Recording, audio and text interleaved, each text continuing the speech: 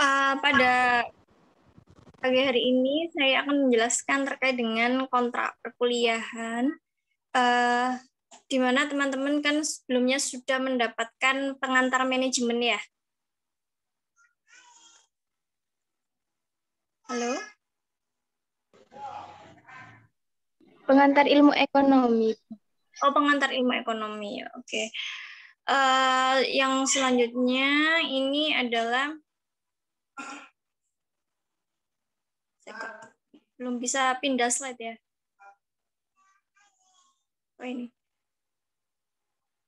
Jadi kemarin peraturan perkuliahan saya itu harus ada grup di kelas WA, sudah punya ya teman-teman. Untuk buku, saya sebenarnya pakai bukunya ini Imade Sudana, tapi mungkin ada beberapa buku lain yang mungkin bisa mendukung dalam perkuliahan.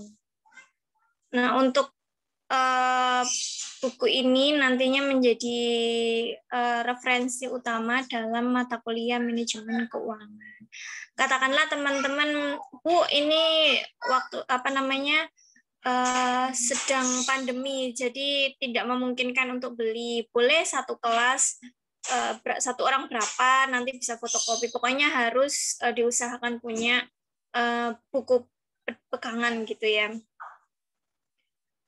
Kemudian selanjutnya karena ini adalah e-learning, sebenarnya hari ini harusnya saya sediakan untuk materi dan e-learningnya, karena minggu ini minggu pertama, jadi saya harus menyiapkan dulu ya untuk absen dan lain-lain. Nanti kalau sudah siap, nanti teman-teman akan saya kabari sehingga nanti bisa langsung absen, karena absennya ini sifatnya adalah temporari. Jadi akan saya batasi waktunya. Kemudian untuk tugas, diharapkan seluruh tugas dikerjakan ya, karena akan saya buat rata-rata setiap per semesternya. Jadi tugasnya harus dikerjakan hal itu kelatihan maupun kasus. Kemudian untuk setiap minggunya teman-teman boleh membentuk kelompok untuk presentasi.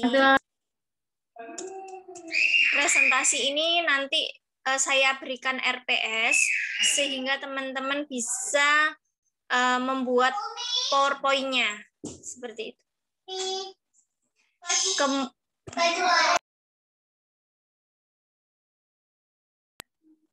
Kemudian nanti setelah dibagi kelompoknya berdasarkan bab yang sudah saya berikan, nanti silakan disiapkan materi per minggunya. Itu. Jadi nanti ada latihan dan tugas, saya bikin tugasnya itu ada latihan dan kasus ya. Kemudian nanti presentasinya nanti bisa dibagi berdasarkan bab yang saya berikan, nanti saya berikan di e-learning ya. Untuk saat ini e-learning belum saya upgrade, insya Allah besok sudah bisa ya. Kemudian untuk kehadiran, seperti yang saya bilang tadi, kehadirannya nanti bersifat temporary. Jadi misalnya saya batasi waktu absennya dari jam 7.50 sampai jam 10.20. Setelah itu tidak bisa absen. Kalaupun tidak bisa hadir, teman-teman bisa mengkonfirmasi sebelumnya kepada saya via Japri, gitu ya. Jadi tidak asal, Bu, saya lupa absen. Nah, diharapkan tidak sampai seperti itu. Kemudian nanti diharapkan teman-teman untuk partisipasi aktifnya, seluruh materi yang saya berikan, seluruh presentasi yang teman-teman sampaikan, itu harus diakses seluruhnya. Jadi saya bisa mengetahui mana-mana saja mahasiswa yang tidak mengakses baik itu tugas, materi, kemudian keaktifan ya. Misalnya di forum diskusi itu harus aktif ya. Minimal per pertemuan itu ada sesi pertanyaan dan sesi penjawab. Jadi nanti sifatnya forum diskusinya itu seperti di kelas ya, cuma nanti bentuknya di e-learning. Jadi sesi pertama dari audien tanya ke penyaji, dan sesi yang kedua itu penyaji yang tanya ke audien. Gitu ya. Jadi itu nanti yang dijadikan bahan diskusi di forum diskusi. Nah, nilai itu akan saya kumulatifkan dari mulai sebelum UTS sampai UAS. Saya ulangi lagi, kehadiran nanti sifatnya akan dibatasi.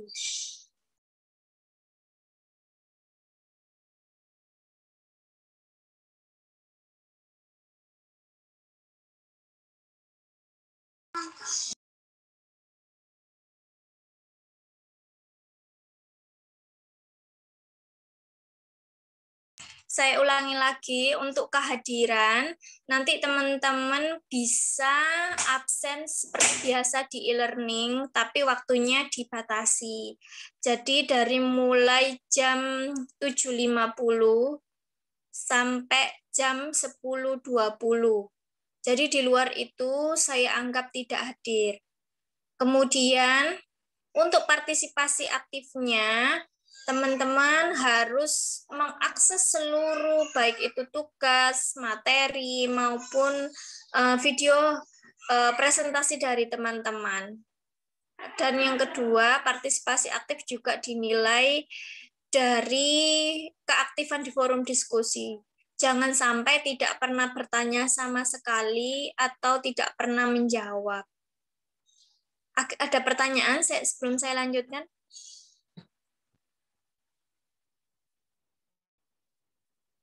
Sudah paham? Sudah. Paham, Bu.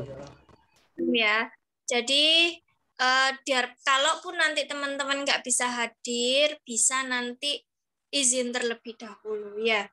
Kemudian untuk tugasnya tidak setiap minggu ada tugas, jadi mungkin 2 minggu sekali untuk tugas kasus atau latihannya. Kemudian untuk UTS dan UAS, nanti kalau pas waktu ujian, kemudian sinyalnya kurang bagus dan telat mengirim filenya, jangan lupa untuk konfirmasi agar nanti tidak terkurangi nilainya, karena kan harus tepat waktu ya. Kemudian, oke. Nah, ini ada pelanggaran. Kalau teman-teman tidak absen, tidak mengakses seluruh materi yang diberikan saat di e-learning, maka saya anggap tidak hadir. Karena di e-learning itu ada semacam activity completion, jadi itu menunjukkan keaktifan masing-masing per individu. Jadi siapa saja yang mengakses, siapa saja yang datang untuk diskusi atau hanya sekedar mengucapkan terima kasih atas pembahasan. Jadi nanti meskipun teman-teman tidak dapat jatah pada waktu itu sudah penuh ya. Sebelum sesi pertama sudah penuh 5 orang, setelah sesi pertama ternyata juga sudah penuh 5 orang.